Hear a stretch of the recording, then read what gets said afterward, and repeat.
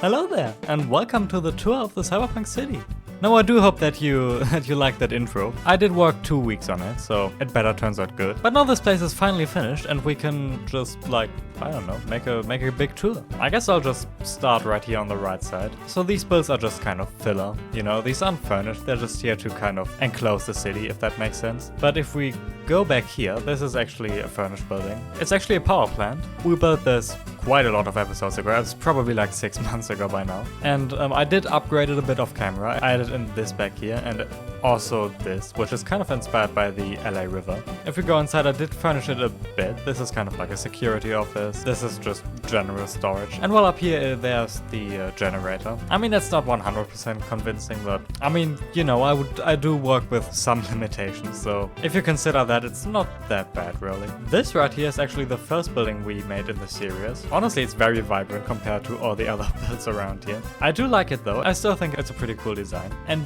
down here, there's actually a small convenience store. We have some vending machines right here and these items. They're not really sorted into any categories. I mean, this is like the bare minimum of details. There's not really much I can say about it. If we head over here, this is an area I made on stream, actually. And all of this is blocked off. There's nothing of interest back there. And I just use this kind of car crash to kind of block the way. I mean, you can technically still jump over it, but I don't care. If we cross the street right here, first of all, there's this small electronics shop. I've built this off camera, actually, so, you know, you didn't miss an episode or anything. And this one is also pretty bare bones. I like it more than the convenience store. Just because I actually put some effort into the ceiling. Not a lot of effort, but at least some.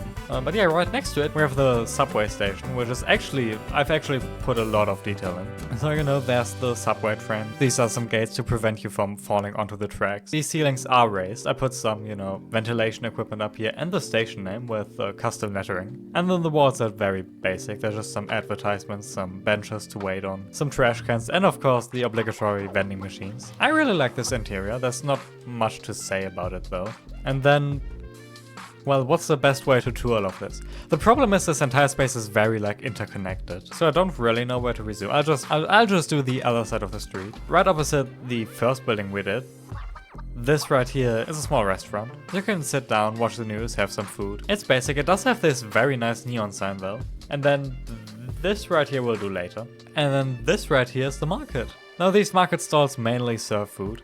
I really like this one actually, but this one is nice as well, and this one is too, I guess. Then there's also this kind of clothing stall, and if we look up, there's actually this very big tower that was built on top of this entire street, which looks pretty cool if you look at it from down here. Now all of these buildings are actually kind of towering over the street. I really like this one as well. It's a shame you can't see much of the detail because most of it is like at very tall heights, but that's basically the market. Now this build is just a facade, and all of this I also built off camera, but this is a small alleyway. So if you walk through here, there's just these vending machines and another kind of restaurant in here. It's very hidden away, but I really like that. And also a nice detail is that you can't see the sky from down here. It's actually all covered up by these buildings. I mean, it's not nice, but it fits the cyberpunk theme. And if we walk here, we finally arrive at the police station. This is a very grand building. And it also has probably one of my favorite interiors. These are just some booths where you can, like, report a crime or pay a fine or... You know what? I don't think you really need to go into a police station in the future. I mean, you could probably just solve all of this over the internet in the future, but I don't care. This looks cool.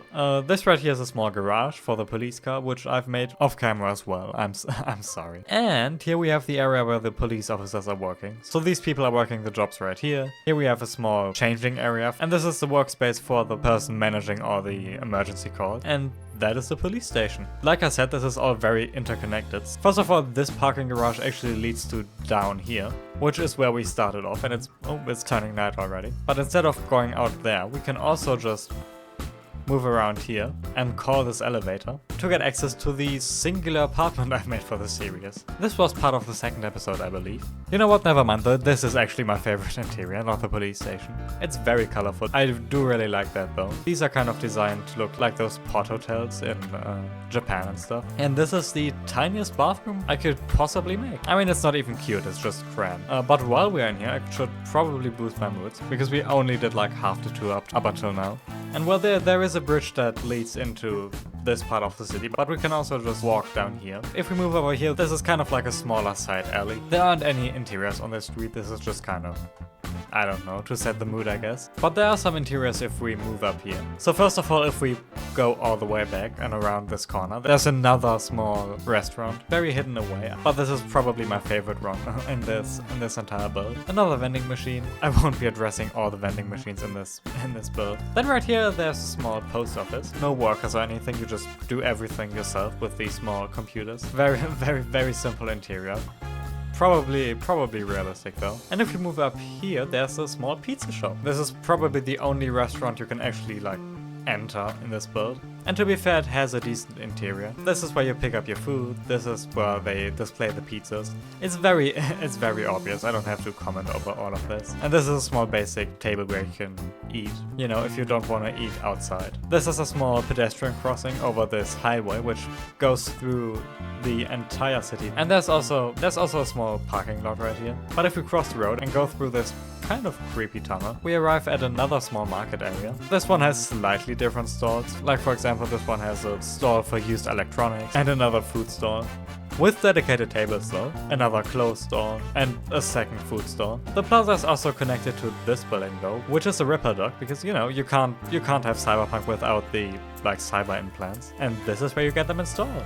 It's not that detailed, but it is pretty small, so that is working in my favor. But this is the area where you get your implants implanted. This is a small area where the shop owner can work on them or repair them. And this is the checkout. I mean, I'm not trying to rush through this tour, but there's just so much stuff. And I don't want this to end up being like 20 minutes long. But right as I say that, that has probably been all. If we go down this very under-detailed staircase, we arrive at this electronics shop again. I mean, I could probably talk about all the small details for like another 10 minutes, but I don't really want to, so I'm not going to. What I am going to talk about, however, for a second, is the value. So this entire plot costs $3.16 million, which is a lot. That's a ton of money. So keep that in mind if you're actually mad enough to copy this build. And the plot data is up to 98.5%. However, I did buy 20% of extra plot data, so it's like 118%, I assume, I guess. I still don't really know how like the plot data works. But yeah, I will post a lot of pictures of this place on my Instagram page, so you know, you can check those out if you want. But yeah, all I can really say is I had a ton of fun working on this place. This is probably the best project I have and will ever do in Bloxburg, to be honest. I'm not insane enough to do anything close to this scale ever again, at least in the foreseeable future. But yeah, thank you so much for watching. I'll see you in the next video, and bye!